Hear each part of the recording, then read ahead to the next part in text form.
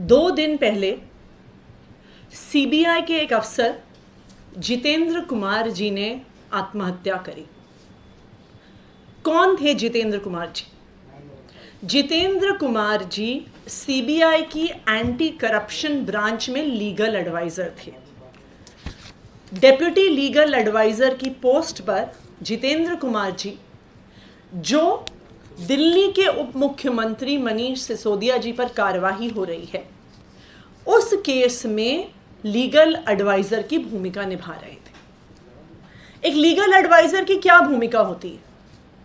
एक legal adviser investigating officer नहीं होता, लेकिन एक लीगल एडवाइजर फाइनली किसी भी इन्वेस्टिगेशन पर, किसी भी रिपोर्ट पर अपनी लीगल राय देता है कि इसके आधार पर, इन्वेस्टिगेशन के आधार पर, जांच के आधार पर, सबूत के आधार पर अगली कार्यवाही क्या होनी चाहिए।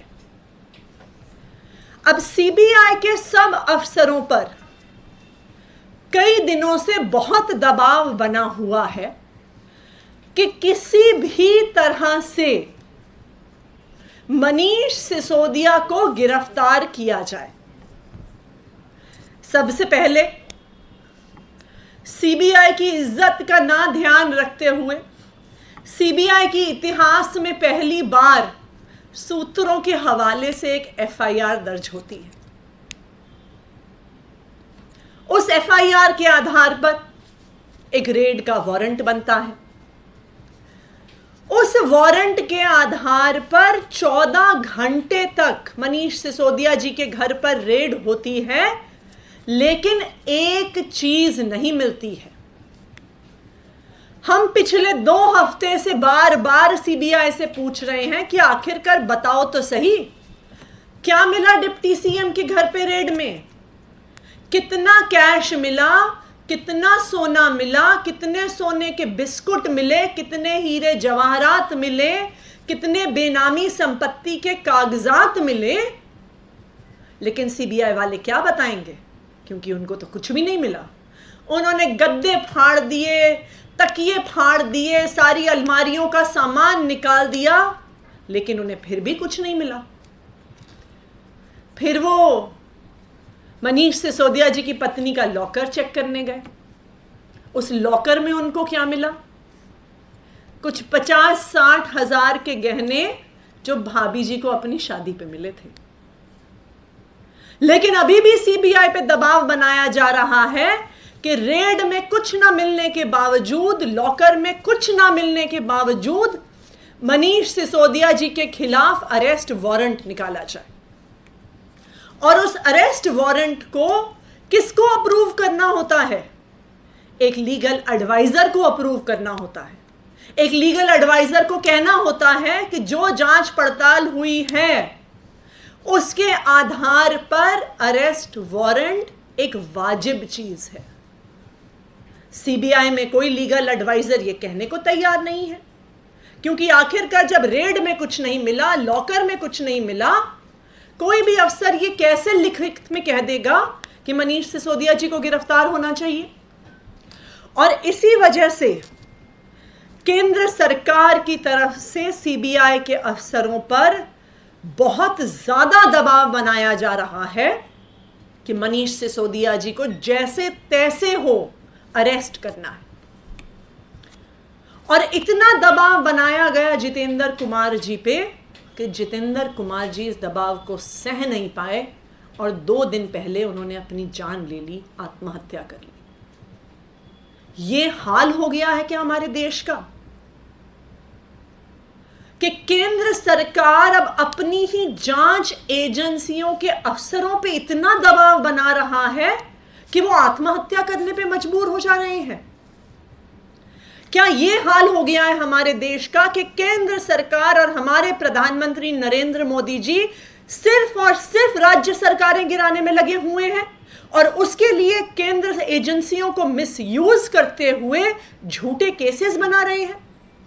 और जब कुछ भी नहीं मिलता तो सीबीआई के अफसरों पे दबाव बना रहे हैं कि झूठा केस बनाओ, झूठा एफआईआर करो, झूठा अरेस्ट वारंट बनाओ। ये कैसे देश में रह रहे हैं हम? जितेंद्र कुमार जी के पूरी परिवार के साथ आम आदमी पार्टी खड़ी है। जितेंद्र कुमार जी के पूरे परिवार को हम अपनी सांत्वना देते हैं और आज इस बात का शोक प्रकट करते हैं कि हमारे प्रधानमंत्री जी आज देश की समस्याएं सुलझाने में नहीं लगे। हमारे प्रधानमंत्री जी महंगाई कम करने में नहीं लगे। हमारे प्रधानमंत्री जी युवाओं को बेरोजगारी की समस्या दूर करने में नहीं लगे। हमारे प्रधानमंत्री जी केंद्र सरकार की एजेंसियों को इस्तेमाल करते हुए ऑपरेशन लोटस के तहत सरकारें गिराने में लगे हुए हैं। इससे बड़े दुख की बात आज देश के लिए नहीं हो सकती है कि आज प्रधानमंत्री के षड्यंत्र की वजह से आज एक अफसर को अपनी जान लेनी पड़ रही है कि उस पे झूठे केस दर्ज करने का, झूठे अरेस्ट करने का दबाव बनाया जा रहा है। आज मैं प्रधानमंत्री जी से पूछना चाहूंगी कि प्रधानमंत्री जी, आज आप देश को बताइए तो सही कि मनीष सिसोदिया जी के घर से रेड में क्या मिला आपको। आज आप बताइए तो सही कि मनीष सिसोदिया जी के पत्नी के लॉकर से क्या मिला आपको।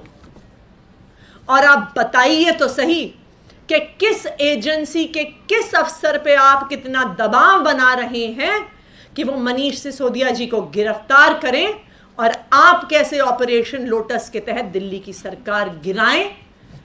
आज प्रधानमंत्री जी आपको जवाब देना होगा। Thank you. आपका आरोप है कि केंद्र सरकार पर है या सीबीआई के अधिकारियों के ऊपर है कि वो जो उन्होंने सुसाइड, मैम किस ग्राउंड पे ये आरोप है जो आप कह रहे हैं?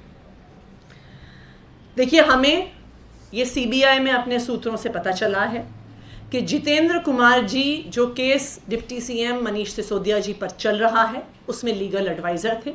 और जैसा मैंने आपको कहा, एक लीगल एडवाइजर की भूमिका इन्वेस्टिगेशन की नहीं होती है, लेकिन एक लीगल एडवाइजर की भूमिका होती है फाइनली जो भी रिपोर्ट इन्वेस्टिगेटिंग ऑफिसर्स बनाते हैं उस पर उन्हें अपनी राय देनी होती है कि क्या इस पर एफआईआर बन सकता है कि नहीं, क्या इस पे अरेस्ट वारंट हो सकता है कि नहीं।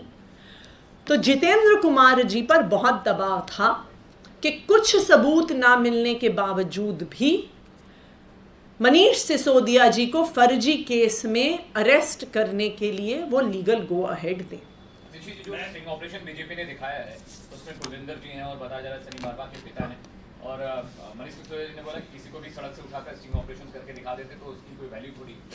अगर मैं आपसे कहूं कि मेरे पास एक स्टिंग ऑपरेशन है, एक महिला है जो कह रही है मैं संबित पात्रा जी की बाई हूं और मैंने मारवा जी के घर से करोड़ों रुपए भरे हुए सूटकेसेस आते हुए देखे हैं, तो क्या आप उसे चलाएंगे? कौन व्यक्ति है, क्या आधार है, क्या सबूत है, आप बताइए, आप चलाएंगे? अगर कोई महिला आके कहे कि जी मैं कह रही हूं मैं संबित पात्रा जी की बाई हूं और मैं कह रही हूं कि मैंने उनके घर में करोड़ों रुपए के साथ सूटकेस जाते हुए देखे हैं, तो क्या संबित पात्रा जी उसका जवाब देंगे? Thank you.